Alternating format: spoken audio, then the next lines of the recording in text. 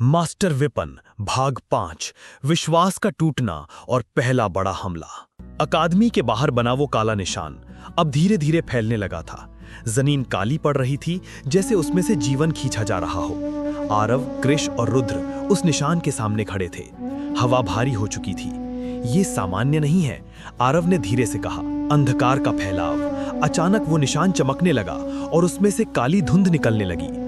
कृष पीछे हटते हुए बोला, ये वही शक्ति है। रुद्र ने अपना वज्र कवच एक्टिवेट करने की कोशिश की, लेकिन कुछ नहीं हुआ। नहीं, अभी भी काम नहीं कर रहा। निशाकाल का पहला हमला। धुंध के बीच से आवाज आई, स्वागत है मेरे खेल में। निशाकाल प्रकट हुआ। उसकी आंखें नीली आग की तरह चमक रही थीं। तुम्हारे गुरु ने मुझे नहीं रोका, बस थोड़ा देर किया है। आरव ने तलवार उठाई। हम तुम्हें भी रोकेंगे। निशाकाल हंसा। तुम पहले खुद को तो संभाल लो। कृष का नियंत्रण टूटना।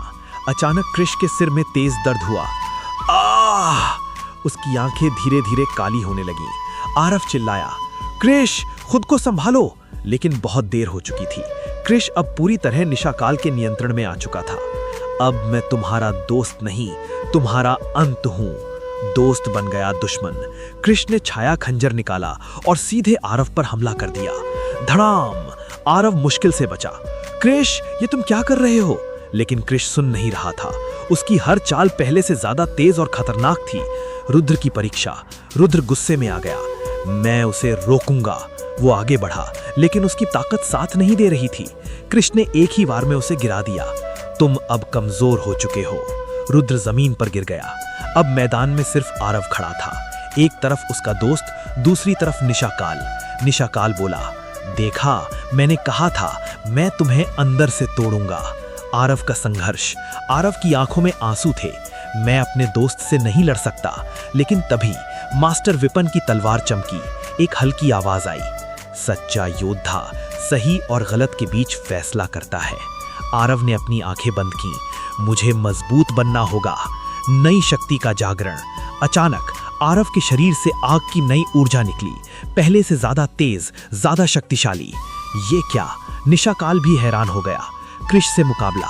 अब आरव ने पूरी ताकत से मुकाबला किया। आग बनाम छाया, दोस्त बनाम दोस्त। हर टक्कर में दर्द था, लेकिन आरव हार नहीं मान रहा था। दोस्ती की जीत। आखिरी पल में आरव ने हमला नहीं किया। उसने कृष को पकड़ लिया और चिल्लाया, तू मेरा दोस्त है, तू अंधकार नहीं है। कुछ पल के लिए सब कुछ शांत हो गया। कृष की आंखों में हल्की रोशनी लौटी। आरव, मुझे बचा लो। निशाकाल का गुस्सा। निशाकाल चिल्लाया, नहीं, ये कैसे हो सकता है? उसका नियंत्रण टूट गया। कृष जमीन पर गिर गया, बेहोश। पहला बड़ा युद्ध खत्म, लेकिन निशाकाल पीछे हट गया। ठीक है, आज के लिए इतना काफी है। अगली बार मैं सब खत्म कर दूंगा। और वो गायब हो गया। शांति या तूफान से पहले की खामोशी। अकादमी बच गई, लेकिन कृष घायल था। रुद्र कमजोर था और आरव थक चुका था। आरव आसमान की तरफ देखता है। अब हमें और मजबूत बनना होगा।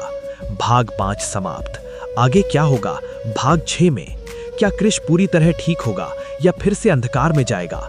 रुद्र अपनी खोई शक्ति कैसे वापस पाएगा?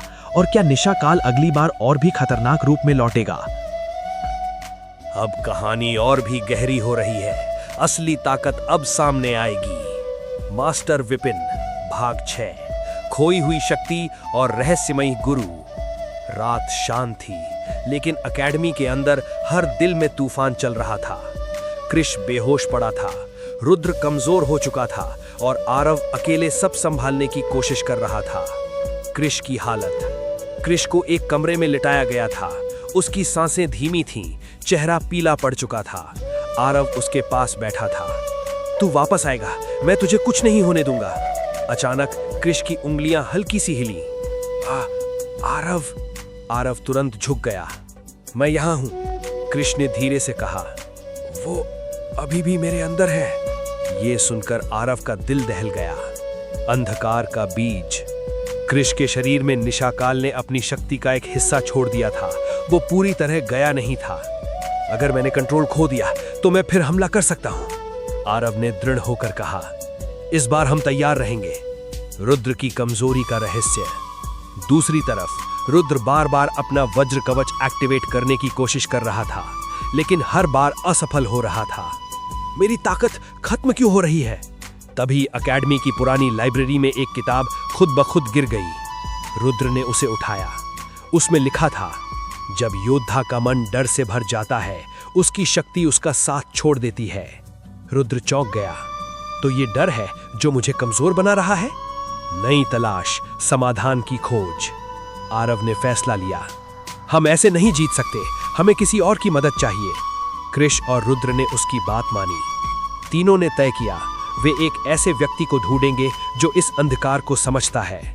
रहस्यमयी जंगल की यात्रा। अगले दिन तीनों एक घने जंगल की ओर निकल पड़े।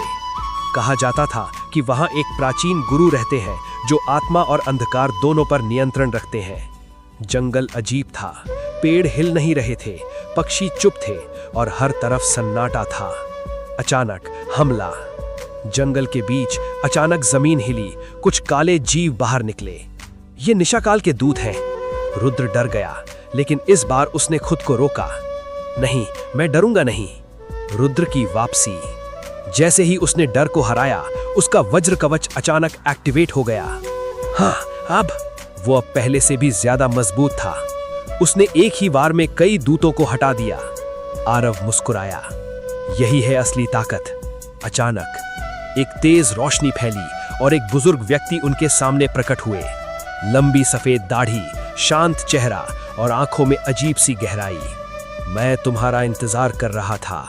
आरव ने पूछा, आप कौन हैं? वो बोले, मैं हूं आचार्य वेदांत। सच्चाई का खुलासा। आचार्य वेदांत ने कहा, निशाकाल सिर्फ एक दुश्मन नहीं, वो अंधकार का दिमाग है। कृष्ण ने पूछा, तो हम उसे कैसे हराएं? आचार्य बोले, ताकत से नहीं, संतुलन से। तीनों की असली परीक्षा। आचार्य ने कहा, तुम तीनों को अपनी अपनी कमजोरी हरानी होगी। कृष्ण अपने अंदर के अंधकार को, रुद्र अपने डर को, आरव अपने अकेलेपन को। तभी तुम असली योद्धा बनोगे। भाग 6 का अंत, नई ट्रेनिंग की शुरुआत। तीनों तैयार हो गए।